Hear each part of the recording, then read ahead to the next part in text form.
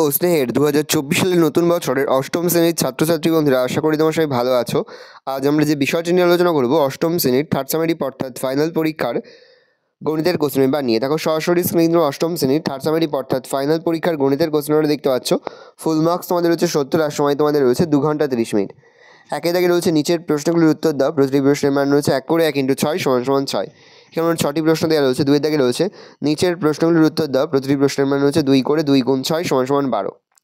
3 দাগে রয়েছে নিচের যে কোনো 2টি প্রশ্নের উত্তর দাও। 3টি প্রশ্ন দেওয়া রয়েছে। 2টি প্রশ্নের উত্তর করতে প্রশ্নের মান রয়েছে 5 করে 5 × 2 = 10। 4 দাগে রয়েছে উৎপাদক বিশ্লেষণ করো, যে কোনো একটি প্রশ্নের মান 3। 5 দাগে রয়েছে যে কোনো একটি প্রশ্ন দেওয়া প্রশ্নের মান রয়েছে 3। 6 দাগে রয়েছে যে কোনো 2টি প্রশ্ন দেওয়া প্রশ্নের মান রয়েছে 3 করে 3 × 2 = 6। 7 দাগে রয়েছে সমীকরণ গঠন করে সমাধান করো, যে কোনো একটি প্রশ্নের মান 5। আর 8 দাগে রয়েছে নিচের ছকের তথ্যটি লেখচিত্র অঙ্কন করো এবং রৈখিক কি না তা লেখো, প্রশ্নের মান 5। 9 দাগে যে কোনো 2টি প্রশ্ন দেওয়া প্রশ্নের মান রয়েছে 5 করে 5 × 2 = 10। 3টি উপপাদ্যই কিন্তু এবছরের পরীক্ষার জন্য খুবই গুরুত্বপূর্ণ।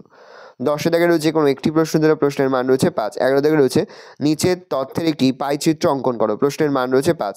ভালো, তোমরা কোশ্চেনটা দেখে নাও। কোনো সুষম বহুভুজের প্রতি বহিকোণ 60 ডিগ্রি হলে তার বাহু সংখ্যা হবে 6টি। সমাধানে দেখে নাও। সুষম বহুভুজটির বহিকোণগুলির পরিমাপের সমষ্টি 360 ডিগ্রি, অতএব বহুভুজটির বাহু সংখ্যা 360 ডিগ্রি ভাগ 60 ডিগ্রি = 6।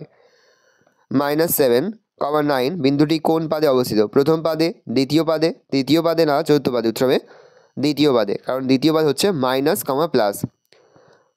50 টাকার 12% = ড্যাশ টাকা। 50 × 12/100 কাটাকুটি করলে হয় 6 টাকা। সত্য মিথ্যা লেখো। 1/x + 1/y = 1/x + y। সমাধান 1/x + 1/y = y + x/xy not = 1/x + y। উত্তর হবে মিথ্যা। লসাগু নির্ণয় করো।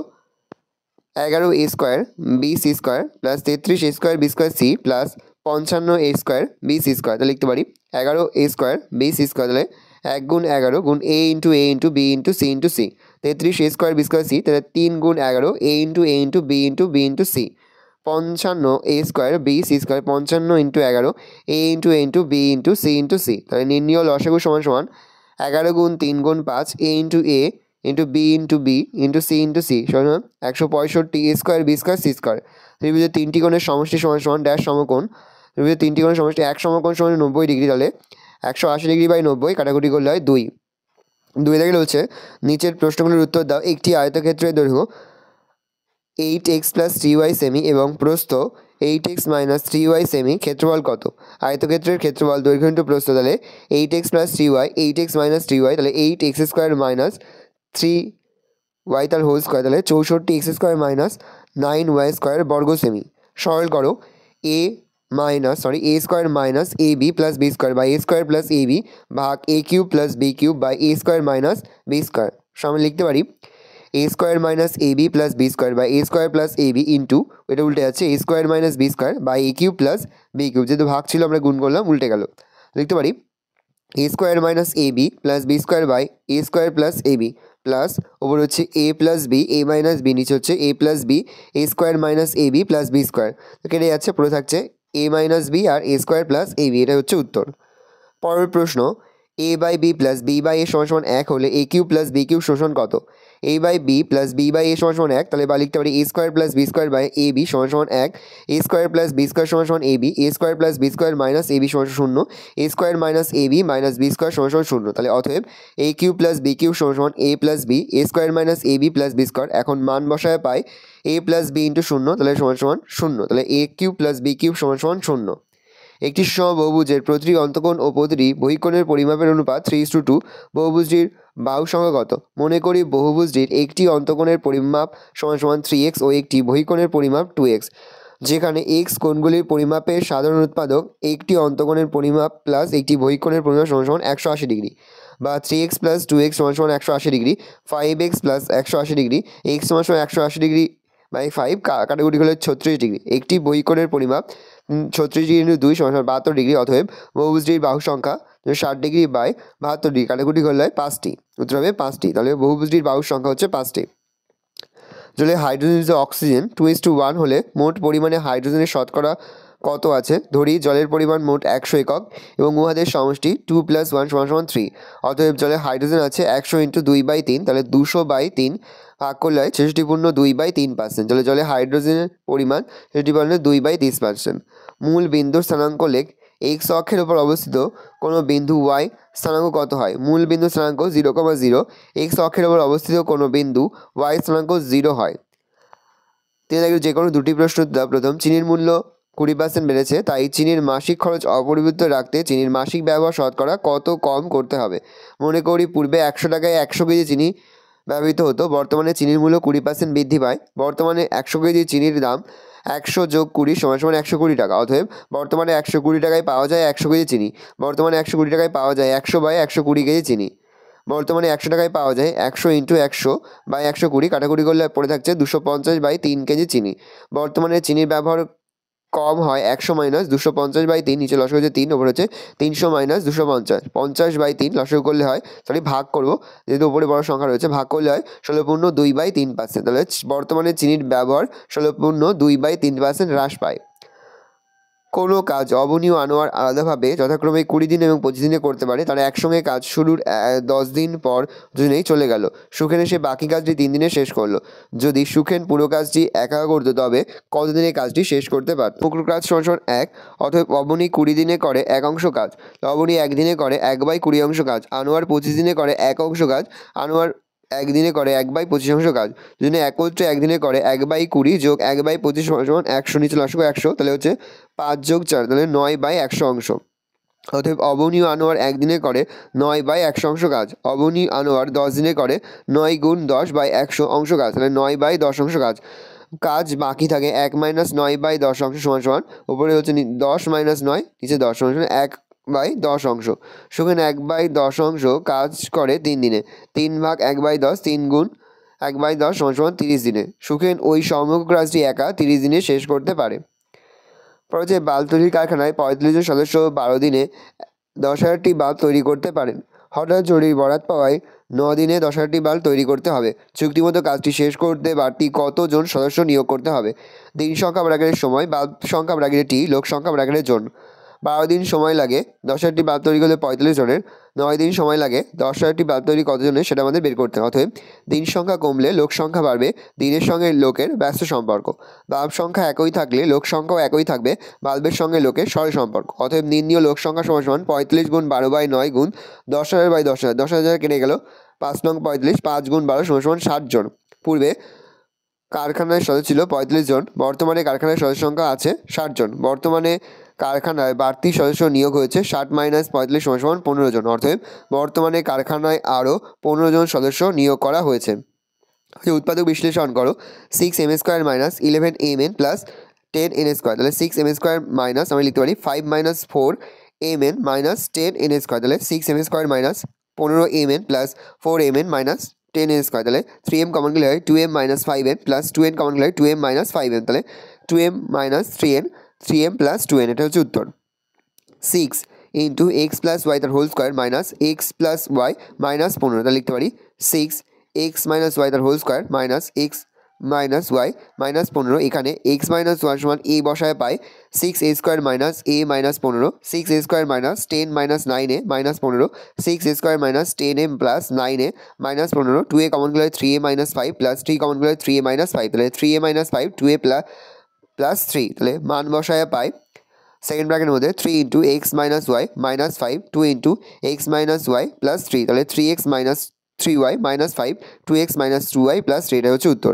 যে কোনো একটি প্রশ্ন দেওয়া। প্রথম রয়েছে লসাগু নির্ণয় করো। a² - 1 a³ - 1 a² + a - 2। প্রথম সংখ্যামালা a² - 1 a তার হোল স্কোয়ার মাইনাস 1 তার হোল স্কোয়ার a + 1 a - 1। দ্বিতীয় সংখ্যামালা a³ - 1 a³ - 1 তার হোল কিউব, তাহলে হচ্ছে a - 1 a² - a + 1।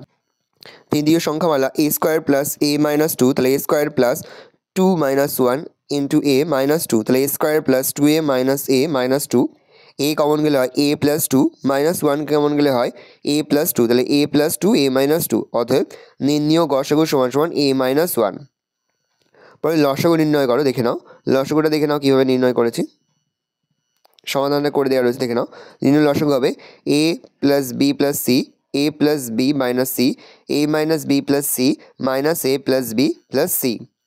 পড়ছে যে কোনো দুটি প্রশ্ন দেওয়া প্রথমে সরল করো। B plus c by a minus b a minus c plus c plus a by b minus a b minus c plus a plus b by c minus a c minus b. তাহলে লিখতে পারি minus common গেলে a minus b into A minus c into b minus c বলছে a b square minus c square plus c square minus a square plus a square minus b square. Plus b square minus b square কেটে যাচ্ছে, minus c square plus c square কেটে যাচ্ছে, minus a square plus c square কেটে পড়েছে শূন্য। তাহলে শূন্য by minus a minus b a minus c b minus c, প্রশ্নের উত্তর হবে শূন্য।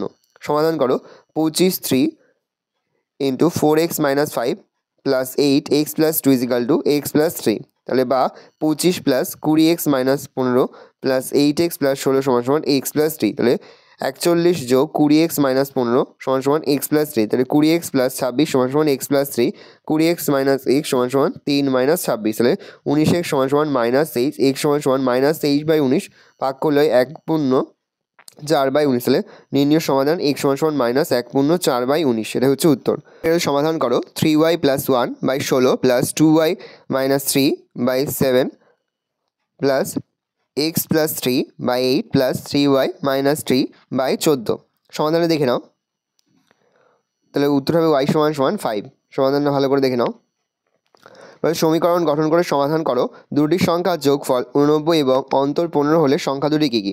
মনে করি ছোট সংখ্যা x, ছোট সংখ্যা দুটির যোগফল 89, বড় সংখ্যা 89 minus x। শর্তানুসারে 89 minus x minus x সমান সমান 15, 89 মাইনাস x মাইনাস x সমান 15, 89 মাইনাস 2x সমান সমান 15, তাহলে মাইনাস 2x সমান সমান 15 মাইনাস 89, মাইনাস 2x সমান সমান মাইনাস 74, মাইনাস মাইনাস গেলে 2x সমান সমান 74, x সমান সমান 74/32, তাহলে 2 দিয়ে কাটা করলে 37, তাহলে 37 দুগানি 74, তাহলে x সমান সমান 37। অতএব ছোট সংখ্যা 37, বড় সংখ্যা 89 মাইনাস 37 সমান সমান 52। আমার বাবার বর্তমান বয়স তোমার বয়সের 7 গুণ। 10 বছর পরে বাবার বয়স তোমার বয়সের 3 গুণ হবে। আমার ও বাবার বর্তমান বয়স কত? মনে করি আমার বর্তমান বয়স x বছর, আমার বাবার বর্তমান বয়স x ইন্টু 7 বছর সমান সমান 7x বছর।